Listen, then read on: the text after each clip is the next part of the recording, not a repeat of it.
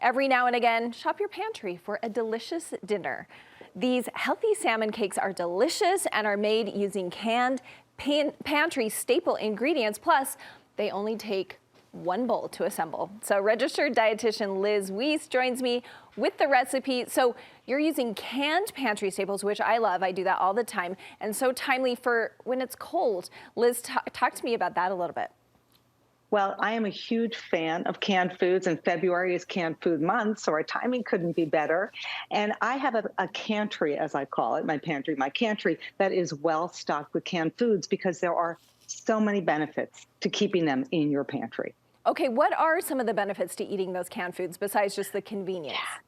You got it. Well, yes, definitely convenience. For me, canned foods make mealtime prep so much easier. The planning, the prep, they're convenient, they're versatile, they are so inexpensive. They're also nutritious. Yeah, nutritious. We know that when people eat canned fruits and veggies, they end up getting more produce in their diets. Also, people who eat canned foods, they do end up eating a healthier diet. They get more fiber, iron, omega-3s, for example, into their diet. Omega-3s are important for brain, eye, and heart health.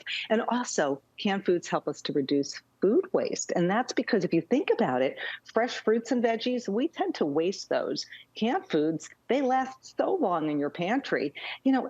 Gosh, let me give you this statistic. You're not going to believe it. On average, American households waste $2,000 worth of food every year. And research shows that canned foods can really help us to reduce that food waste. I believe you because I have stopped shopping at Costco for fresh produce. Just my house is getting smaller, my household, and I never use it all in time. So you have a top five canned food pick. What are those? Yes. Okay. I don't know if you're like me, but canned beans, that is like number one. They're so versatile. Black beans, kidney beans, cannellini beans, chickpeas. The U.S. Dietary Guidelines recommends we eat 3 half-cup servings every week. That's 1.5 cups of beans a week because they are so nutritious, and canned beans make it that much easier. And this is a study that really interested me that I learned about recently. Researchers compared bean eaters to non-bean eaters. Bean eaters end up eating a healthier diet. They get more fiber, potassium, magnesium, and iron into their diets. Hey, if you're concerned about sodium, drain and rinse those beans. You will wash away 40% of the sodium. So beans are number one. Number two would be seafood, canned salmon, canned tuna.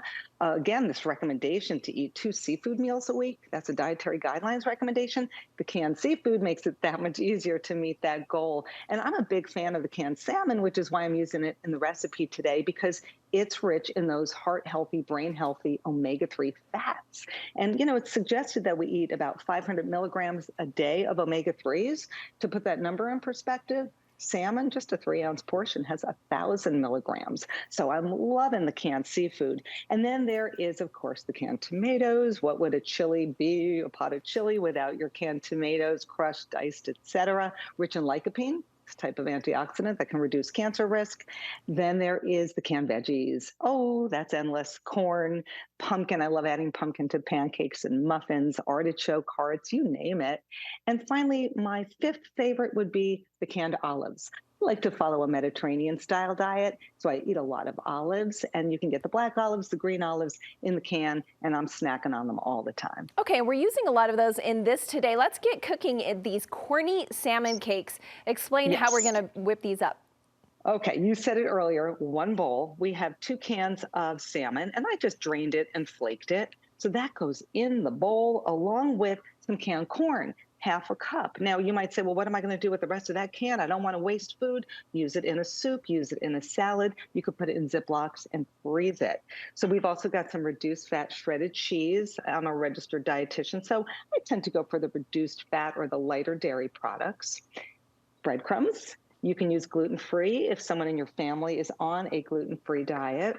I'm going to add an egg. 1 egg. You could see how simple this is, right? We have some chives chopped up for a pop of color and flavor. You can add some red onion or green onion if you don't have chives. A little bit of light mayo. And some people prefer using Greek yogurt instead of mayo. You can do that, certainly. It's a flexible recipe. 2 more ingredients. A little bit of Dijon mustard. Try not to make too big of a mess here. Just about a tablespoon. And then lemon zest. A little bit of magic here with our flavor. And we're just going to add a little bit of zest to our salmon cakes and then mix it up. Well, this looks So absolutely simple. delicious. How are we, It, we're going to make this into patties, and I see you have some yes. already prepared there. You're just sticking it in a frying pan? Yes. So what I do is, because I'm a dietitian, we tend to be very organized people. And so I tested this recipe multiple times. And I can tell you a generous quarter cup is all you'll need. You'll scoop it out, and then you'll have the filling. You'll make one patty times 8. You'll have 8 patties. Form those into patties just with your hands. If you have kiddos at home, they can help you get a little messy. And then coat that in some more breadcrumbs. And then I put them into a nonstick skillet with a little bit of olive oil and cook it about 4 to 5 minutes per side. And what you end up with are these delicious cakes. And here we go. Let me just show you. So simple, right? And I do love to serve with a fruit and a vegetable on the side, because every opportunity you have to amp up the fruits and veggies in your diet, that's really the foundation of a nourishing diet. You want to add those to your plate as well. Well, it's making my mouth water, and I'm really sad that you're on Zoom, so I can't taste those right now. Where's the best place people can get more recipes and ideas from you, Liz? Sure. People can head on over to my website, liz'shealthytable.com. I put this recipe on my homepage, so head on over, check it out. I've got lots of recipes on the website for canned beans, for canned salmon and tuna. So check it out, visit with me, follow me on social media. I'd love to hear from you and your viewers. All right, thanks so much, Liz.